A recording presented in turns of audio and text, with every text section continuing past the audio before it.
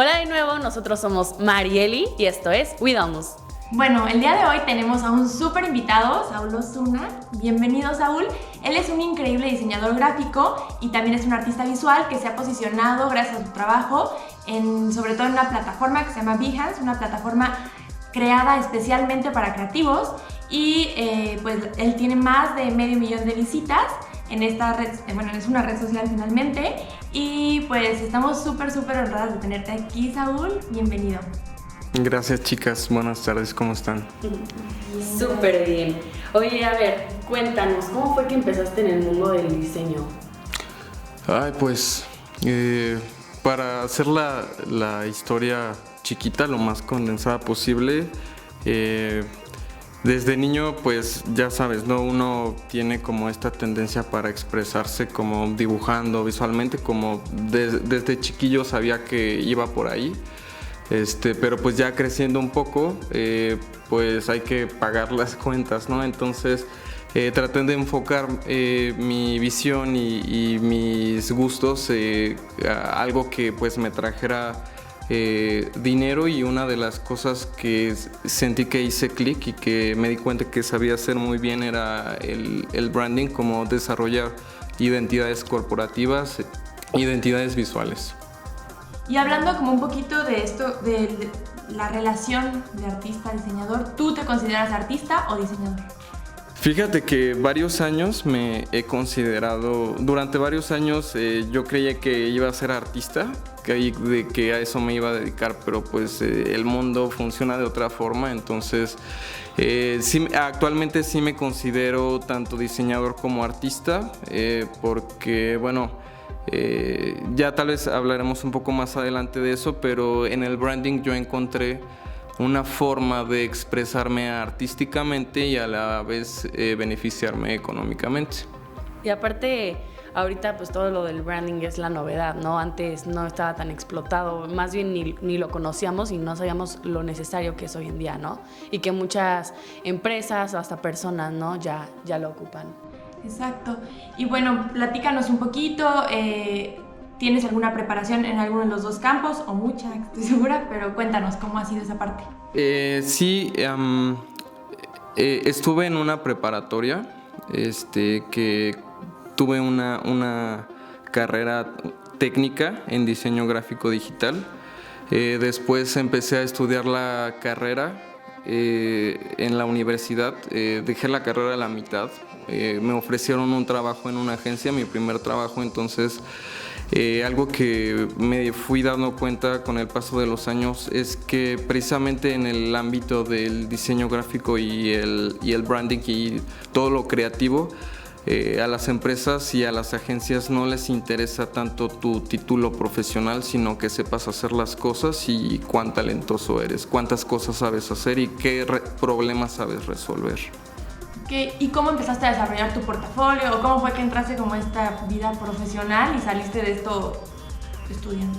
Pues fue meramente observando. Empecé, alguna persona, no recuerdo quién, me habrá recomendado la página de Behance, y la primera vez que entré a Behance yo me quedé sorprendido de ver la calidad del trabajo internacional que había, y me ponía a observar las cosas que yo hacía y decía, me falta muchísimo por aprender, pero más que verlo como envidia, lo veía como motivación, pues, un súper reto, y fue lo que fue como esa escuelita que me ayudó a entender cómo hacer las cosas, y se conecta totalmente con mi metodología de trabajo, que es abstraer los patrones en las cosas. Oye, ¿y hace cuánto fue que conociste Behance? Fue en el 2013 que primero me hice una cuenta donde empecé a subir como proyectos de la preparatoria yo empecé ilustrando,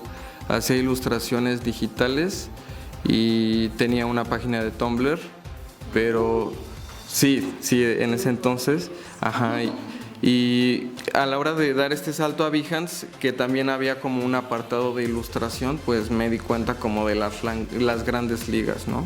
Es que justo, a mí me gusta mucho el storytelling, que es otra parte como creativa, y justo leyendo un libro que se llama Story Brand de Donald Miller, ahí justo él menciona eso que comentas, que es como un mito que tienes que ser original o que la originalidad existe. Todos somos al final una copia, pero aquí el punto es la diferencia entre copia y plagio. Copia, pues finalmente es tomar la inspiración desde un punto y llevarla a tu plano y a tu visión y al final de cuentas darle tu toque o darle tu estilo. Y plagio ya es ahí sí literalmente exacto. Sí. Entonces creo que la importancia de muchos creativos se quedan con la parte de tengo que ser original y es más se aíslan para no tener influencia de ningún otro artista o el ramo que sea, ¿no? Pero justo eso, las plataformas hoy en día nos dan la posibilidad de descubrir el trabajo que está pasando en China a través de una plataforma sin tener que ir a visitar al artista ni una exposición, y eso es súper interesante que haya personas que lo aprovechan, y creo que quien se destaca es quien sabe aprovechar esas herramientas y pues bueno, para los que no saben qué es Behance es una red social finalmente porque hay como es una comunidad, al final tiene seguidores, sigues a personas y fue hecha por los creadores de Adobe. Adobe es una de las plataformas más importantes, si no es que la más importante para la creación de, bueno, ya sea ilustración, diseño gráfico, y pues es bien interesante porque permite esta plataforma conectar con creadores de lo mismo que tú o de diferentes ámbitos y crear un portafolio sin tener que hacer una página web o algo y trascender, porque al final generas una comunidad y si tu trabajo el algoritmo es muy peculiar a diferencia de otras plataformas, porque si logras pues destacar por tu trabajo a través de otros creadores, puedes generar una conexión y un link importante que sería como un LinkedIn del diseño gráfico. Sí, totalmente. Y fíjate que mencionaste ahorita un término que considero mucho en mi trabajo todos los días y es esta cuestión del algoritmo. El algoritmo siento que es un arma de doble filo porque tanto te puedes beneficiar como te puedes perder en el mar de infinidad de cosas que hay. Entonces yo me puedo dar cuenta mucho de esto en, por ejemplo, Instagram, en que, y bueno, hablo obviamente desde mi trinchera, ¿no? Desde logotipos y identidades y todas esas cosas que llego a ver en Behance, se llega a repetir este patrón como de pequeñas características, pero se llega a repetir tan superficialmente que se vuelve un poco burdo el sentido de ese diseño que se está abordando, porque nada más pertenece al algoritmo, no sobresale y nada más es un cachito de todo el algoritmo. Sí, y al final son como esas trends, por ejemplo, ahorita está mucho lo aesthetic, ¿no? Y te metes a Behance y encuentras como montones de minimalismo y así porque es lo que está en tendencia, ¿no? Sí. Y al final es lo que el algoritmo premia, ¿no? Pero pues a mí me gustaría que tú nos compartieras como qué lugar o qué papel ha jugado Behance en tu vida ya profesional, no tanto como en sus inicios. Sí, se conecta un poco con lo que les mencionaba de esta misma cuestión del algoritmo y de los patrones.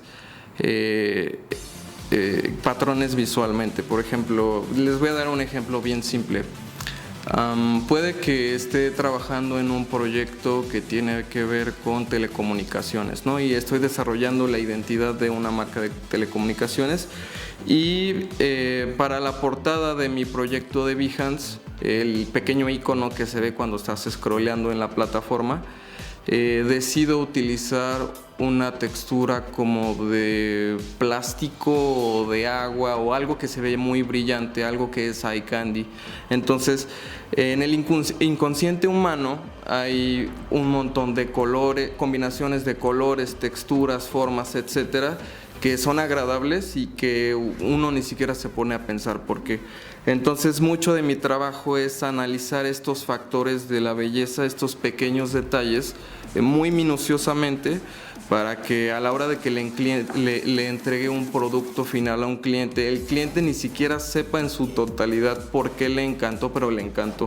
Y obviamente no se trata de que yo me quede como con el conocimiento de cómo lo logré, sino que le vas dando varios indicios y le vas explicando al cliente cómo llegaste a ese punto, ¿no? Por qué lo que estás haciendo es que funciona. Entonces, regresando a lo de Behance y a cómo empecé a lograr que el mundo tuviera ojos en mis proyectos, fue descifrando ese lenguaje de cosas eye candy, cosas que el inconsciente le gustan, pero no sabe por qué. Sí, como en su momento el ASMR. Ajá, sí, exactamente. Sí, que es finalmente como le llegas al placer o y no sabes por qué. Las texturas. Sí, yo veo que juegas un montón con texturas. Ajá, sí, porque, si te das cuenta, en mi portafolio trato de que se note mucho que el branding y, bueno, diseño gráfico e identidad visual no es simplemente logotipos y colores y ya, ¿no? Sino conceptos enteros, formas de comunicación, incluso hasta sonidos o formas de conversación, etcétera, ¿no? Son muchos factores. Oye, y cuéntame, ¿cuál es el propósito del diseño? Viéndolo desde la perspectiva como diseñador, el pasado histórico del diseño, la originalidad y pues la difusión de ideas y trends, ¿no? Sí, ¿cuál es el propósito del diseño? Y bueno, enfocándolo a esta parte de identidad visual, yo creo que como consumidor, como persona común y corriente que solo se dedica a consumir productos o servicios, digamos que siempre hay un diálogo subconsciente en el que el consumidor puede estar a un paso de hacer una compra o contratar un servicio por un color o por una fotografía o una combinación de estos elementos. Ajá, exactamente, y pues obviamente se trata de un vínculo emocional que genera el consumidor con el diseño, ya sea cualquier tipo de diseño. Todos los diseños que nos gustan, desde algo que vestimos hasta un auto, etcétera, son cosas con las que nos sentimos identificados por alguna forma. Entonces ya no estamos hablando solamente de algo visual, ya se volvió incluso algo emocional e incluso psicológico. Y, o sea, a mí me interesa un poco lo que dices, porque creo que al final te vuelves un comunicador visual. O sea, realmente no es que es un balance, creo que es muy difícil de encontrar entre el artista y el diseñador, porque es un proceso creativo en el cual muchas personas se quedan. Por ejemplo, esta parte que mencionan mucho del consumismo, hay muchos artistas renegados a que su obra se vuelva un producto de consumo o un producto de, pues, público, ¿no? Entonces yo quisiera saber cómo es tu proceso creativo para balancear al artista, al rebelde o al que no quiere ser comercial, con Saúl diseñador, ¿sabes?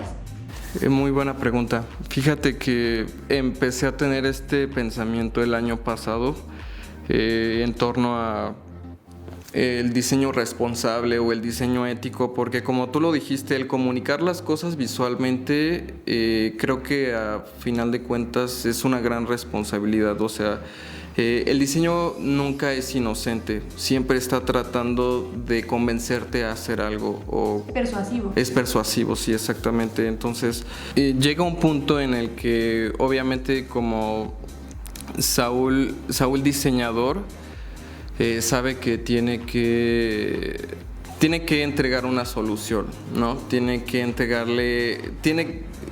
lograr que el cliente quede satisfecho, pero aparte de eso tiene que entregarle un producto que sea funcional en el mercado y que esté adecuado a las necesidades de sus clientes prospectos. Entonces, por un lado está esta parte de responsabilidad que tienes, y por otro lado está esta parte un poco más artística, un poco más digamos emocional, en la que, como les decía, yo utilizo hacer identidades visuales como mi herramienta. Digo, a veces estoy tan ocupado haciendo identidad que no me queda tiempo para hacer otras cosas como me gustaban antes, como ilustrar o fotografía, etcétera. Pero trato de utilizar estos proyectos pues como este escape, ¿no? Como utilizar mis habilidades y conocimientos artísticos en esto. Entonces, también relacionado con la pregunta que me hiciste, empecé a pensar en esta parte ética del diseño. Digamos, si llegas a un punto en el que puedes diseñar un producto tan bello que puedas convencer a cualquier persona de adquirirlo. Entonces, vaya, es una responsabilidad muy grande. Entonces tocaría pensar, ¿realmente este producto está yendo bajo la misma línea de lo que en realidad ofrece y lo que está vendiendo? La conciencia. Exactamente, y pues ahí ya como diseñador o diseñadora a cada uno le toca pues qué proyectos tomar, ¿no? Por ejemplo, hace un poco más de un año mi novia empezó a ser vegetariana y yo he estado cambiando mi dieta para, digamos, ahorita soy mitad vegetariano, y me puse a pensar en algún momento si llegara alguna empresa que tuviera que ver como con comida rápida o con carne o algo que tenga que ver con origen animal. Ahí ya me toca pensar en ese punto. Quizás en el pasado lo hubiera aceptado sin nada, ¿no? Trabajo es trabajo. Pero ya llega un punto en el que me toca pensar si yo quiero darle ese rostro.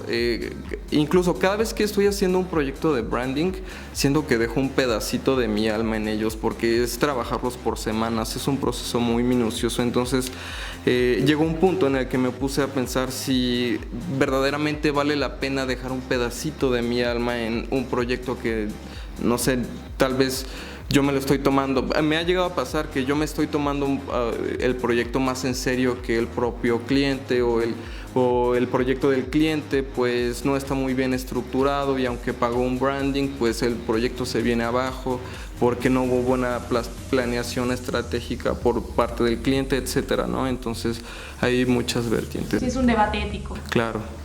Y justo hablando de esta parte del cliente, nosotros trabajamos, como te comentaba hace ratito, con muchos desarrolladores, o sea, nuestro trabajo es más en el ámbito inmobiliario, y muchas veces ellos están muy en función o trabajan en función de ventas.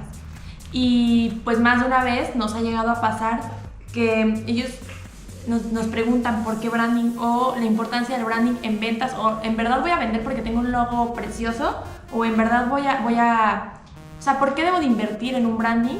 Y a mí me gustaría que a lo mejor tú nos ayudaras a aterrizar esa parte de la relación del diseño y del branding con las ventas y con la identidad de la marca, y por qué es importante invertir en un buen branding y no en brandings patito.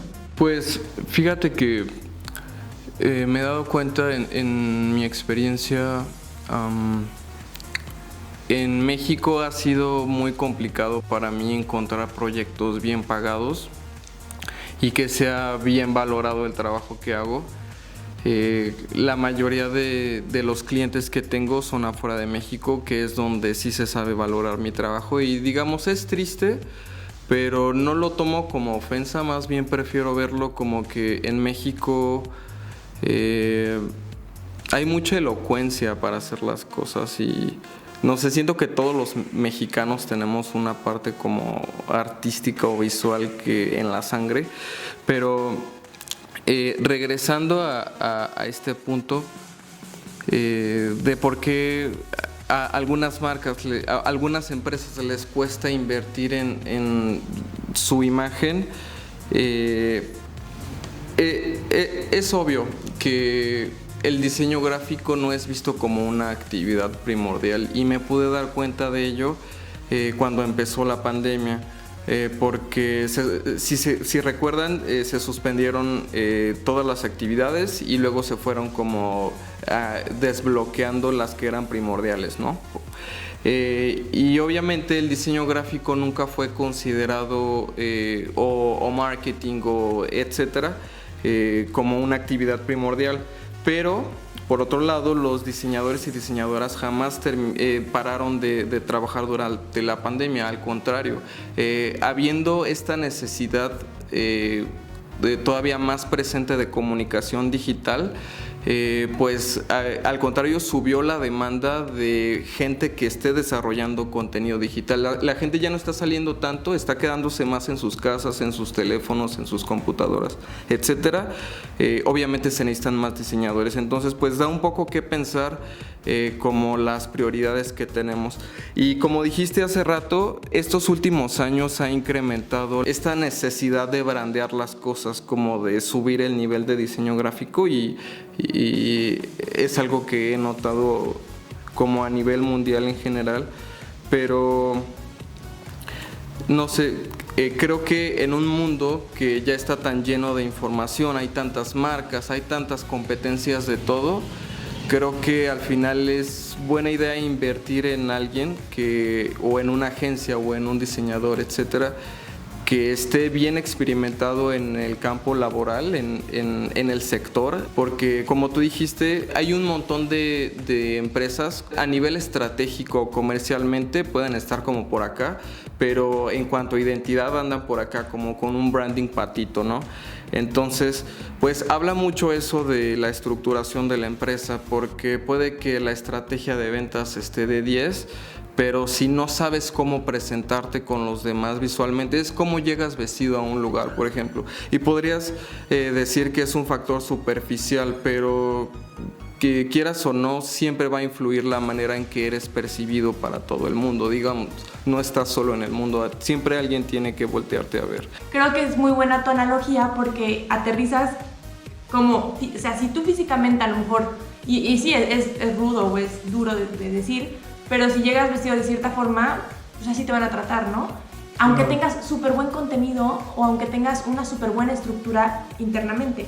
Entonces creo que ese es el branding dentro de las empresas y de las personas, ¿ya? Y aparte es muy cierto que muchas personas compramos, o sea, puede haber mil libretas diferentes, pero la que tenga el más bonito diseño, ya sea de lo que sea, te vas a ir por ella. Entonces yo creo que hoy en día, con toda la competencia que hay, es muy importante tener un buen branding y un buen diseño, y es primordial para que te escojan a ti dentro de toda la competencia, ¿no?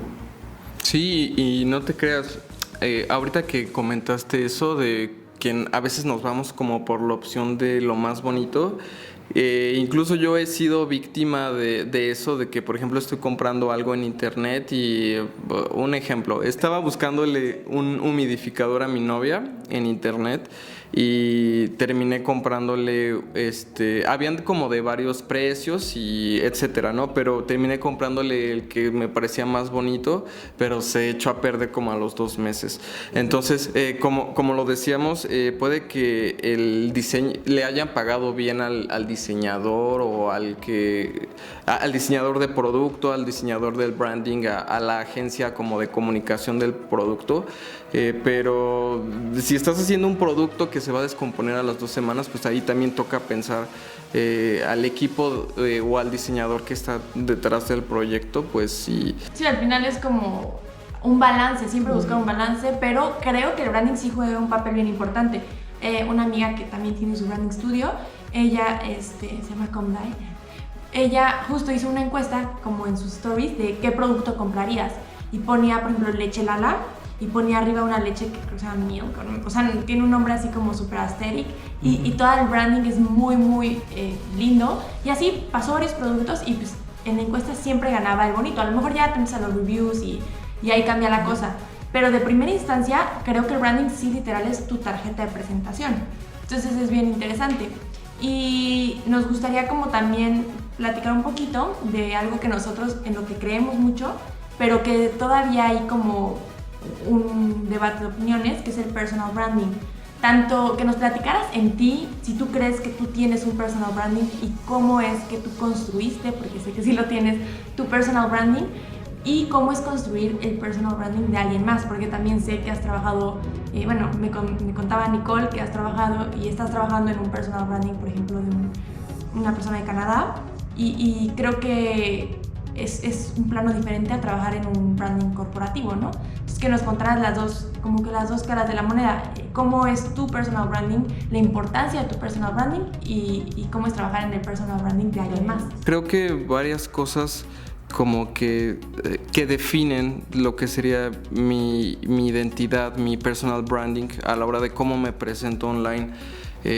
Primero es una profunda inspiración en la naturaleza y digamos, a mí me inspiran mucho este tipo de cosas un poco hippies que tiene que ver con la geometría sagrada, los espirales, la proporción áurea, etcétera, que va a veces relacionado como con matemáticas perfectas y un poco con espiritualismo.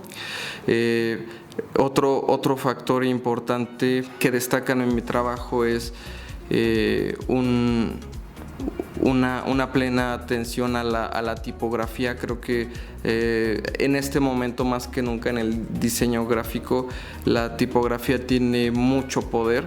Ustedes se habrán dado cuenta en algún cartel o algo de publicidad en internet incluso que el diseño ha evolucionado a tal grado en el que ahora un póster podría ser nada más tipografía y un pequeño logo y ya, y dices, ¿por qué esto se ve tan increíble, no? Entonces creo que mucho de mi trabajo se caracteriza por esta atención tan importante a la belleza de la tipografía, porque vaya, yo no diseño tipografías, yo solamente selecciono las que me parecen más bellas.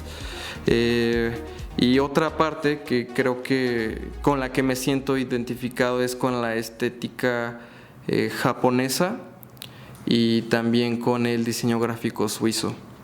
Súper, wow.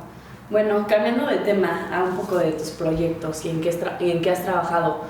Nos comentabas que trabajas en Triptych en Nueva York.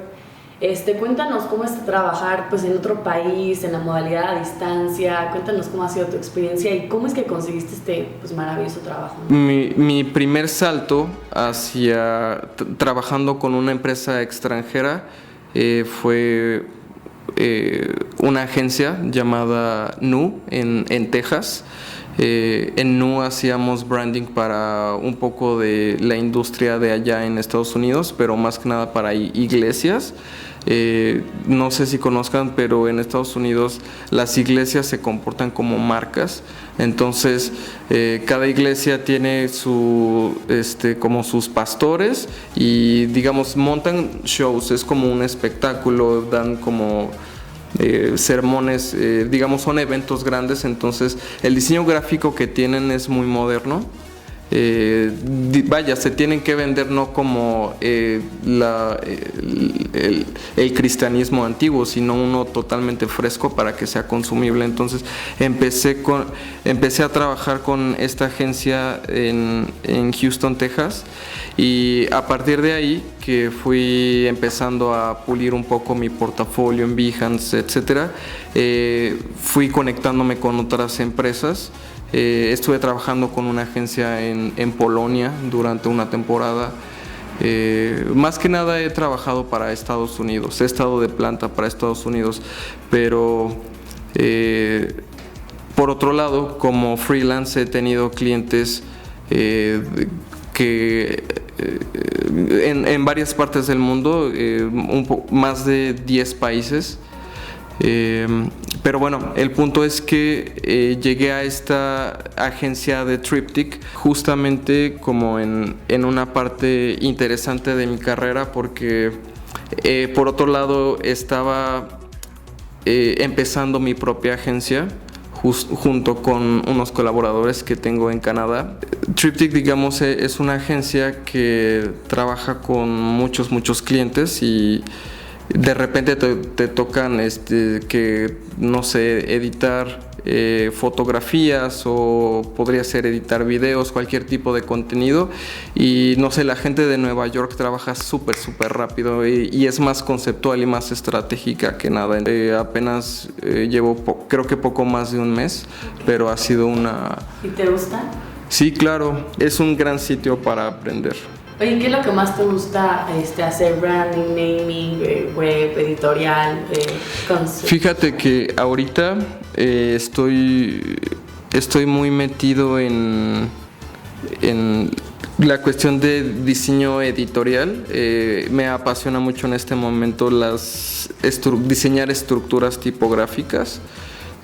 Por otro lado, también estoy un poquito metido en la realidad aumentada. Que tiene que ver con como filtros de Instagram,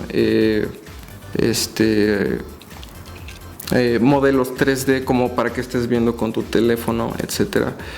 y hago un poco de ilustración, eso ya más personalmente. Cool. ¿Y cuál sientes que ha sido el reto más desafiante en este tiempo? Cuéntanos ahí una patoaventura con un cliente o algo que sientas que te ha desafiado, tanto personal como, o sea, puede ser que a lo mejor el trabajo no fue lo difícil, sino el cliente o...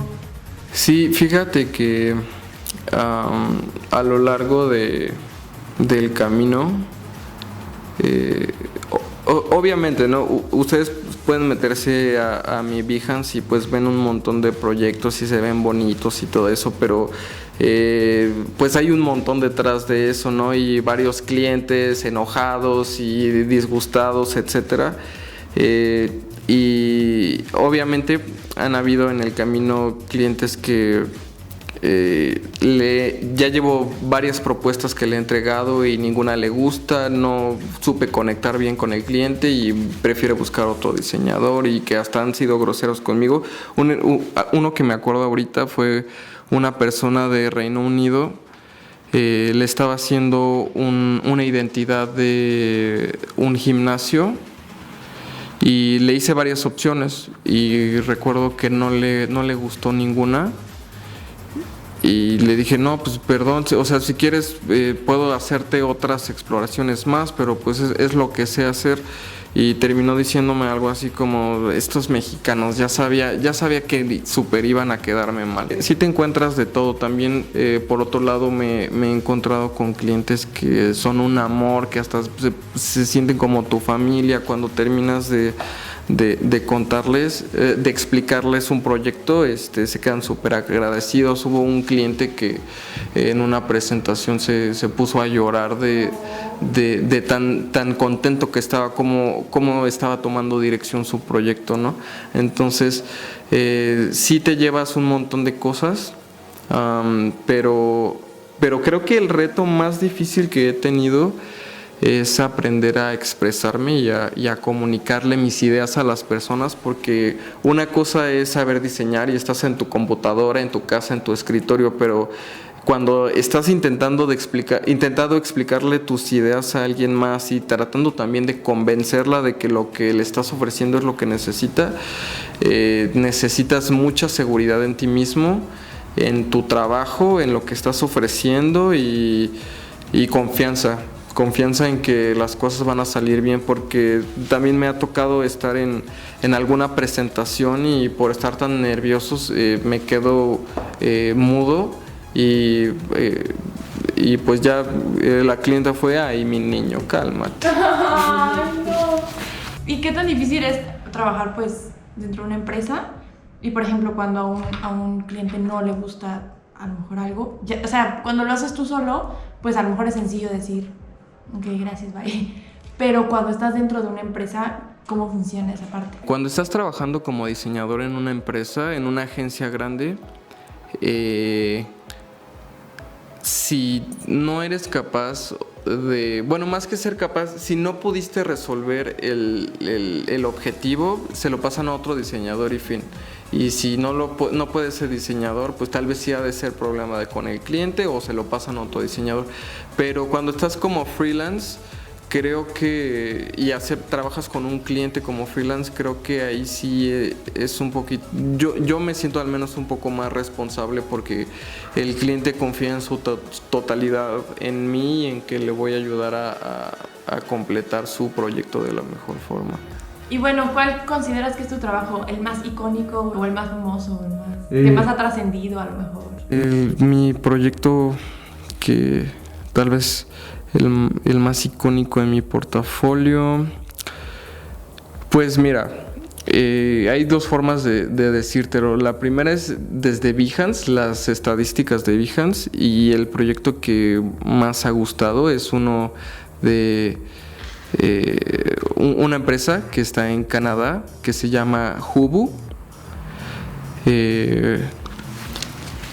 Por ahí sí tienen chance de checarlo. Uno de mis proyectos favoritos hasta ahora es uno que se llama Mora, también en Canadá. Este proyecto de Mora lo trabajé con mi colaborador Sam's Coffee. Este proyecto es bien interesante porque fue para una firma de abogados, un equipo de abogados y programadores en Canadá, queriendo ofrecer una plataforma para resolver, digamos, problemas de índole legal cuando una persona trabajadora freelance está teniendo problemas para que le sea pagada alguna de sus facturas, recurre a Mora para que le ayude con asesoría legal para solucionarlo, ¿no? Entonces, este proyecto me gustó mucho porque nos deshicimos totalmente de las estéticas que se tienen, con la que se tiene relacionado digamos lo legal y lo que tiene que ver con abogados, y lo transformamos en algo totalmente distinto que se siente como una app, como una experiencia digital un poquito más fresca. Y lo que, si tienen chance de verla por ahí después, lo que hicimos fue para el icono, hablando específicamente ya de elementos de la marca, tomamos este símbolo de la balanza de los abogados de derecho. Hicimos una abstracción súper intensa, unas rayitas y palitos, inspirándome en caracteres japoneses. Y como resultado quedó un proyecto bien interesante. Oye, ¿de dónde sacas tu inspiración? De muchísimas cosas. Puede ser de la calcomanía chiquita que tiene una manzana pegada, o ahí pusieron cerca de mi casa hace poco una tortería, entonces pues imprimieron una lona que dice tortas y tacos con unos PNGs de tortas puestos encima, pero por eso les digo que los mexicanos tienen un talento para el ingenio. No sé, la inspiración está en todos lados, nada más es, más bien, la belleza está ahí siempre esperando a ser observada. Pues mil gracias por venirnos. Pues también me gustaría un poquito, antes de que nos vayamos, que nos compartieras algún consejo o algo que tú quieras decir acerca de la parte creativa, de justo eso que acabas de mencionar, que a lo mejor a veces creemos que la creatividad está súper lejos, o ya existen como un buen de estigmas de o naces creativo o nunca vas a ser creativo, y cómo tú vives eso desde tu trinchera, y que que le dijeras a la gente como desde alguien con la voz que tú tienes, porque creo que sí eres súper relajado y súper tranqui, pero creo que tienes un currículum, la verdad, súper envidiable. Estás súper chavito, o sea, para los que no saben, tienes 26 años, estás súper chavito, y creo que tienes, neta, métanse a su Behance y se quedan así de ¿what? Entonces creo que tienes como la voz para decirle a la gente como la creatividad está ahí y cómo pueden explotarla, y que aparte se puede vivir de ser creativo, que está padrísimo. Sí, qué bueno que mencionaste esa última frase de que se puede vivir de ser creativo, porque recuerdo que cuando estaba como en la secundaria, que estaba empezando a hacerme la idea de diseño gráfico y todo eso, pues uno escucha, ¿no?, de que si eres diseñador te vas a quedar a trabajar en un McDonald's, pero la verdad es que si pudiera dar un consejo o una conclusión, sería: todo es posible si eres paciente y si vas paso a paso. O sea, es hasta chistoso que yo estoy diciendo esto porque soy una persona súper desesperada, pero dando pequeños pasos cada día proyectándote hacia donde quisieras estar el día de mañana, te va acercando cuando menos te das cuenta, y cuando volteas hacia atrás dices: yo hice todo eso. Lo único que tienes que hacer es, yo diría, conocerte bien para saber qué es lo que te gustaría hacer, y ya que tienes claro ese objetivo es más fácil llegar, y ser muy paciente. Se critica mucho, se dice que los millennials queremos todo así bien rápido, de que pides algo por Amazon y ya está mañana en tu casa, y hemos ido desarrollando este tipo de pensamiento de que todo tiene que llegar rápido y bien y ya. y pues la vida funciona un poquito distinto y más las cosas que valen la pena son algo tardadas.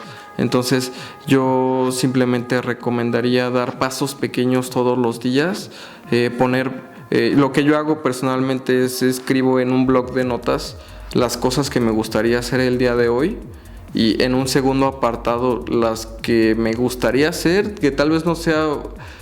Ser realista con lo que puedes hacer con tu día. Creo que eso es lo más valioso para mí, el tiempo. Creo que fue un podcast muy divertido. Sí, estuvo divertido, Estuvo muy cool. Inspirador. O sea, la verdad es que creativo. Sí, nada más tienes que ver literal tu currículum para darte cuenta que tienes un montón que aportar. Yo veo que a veces te cuesta trabajo como conceptualizar lo que estás pensando, pero la verdad es que me parece súper interesante todo lo que dices. Creo que hay muchas personas que a lo mejor no son diseñadores, pero están en algo que socialmente está conceptualizado como algo que es tu hobby, tiempo.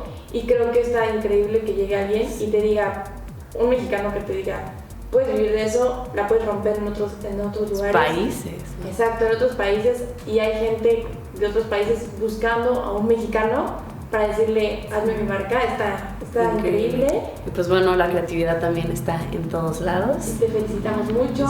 Gracias. Por venir. Nos gustaría que nos dejaras tus redes sociales para la gente que nos escucha te encuentre.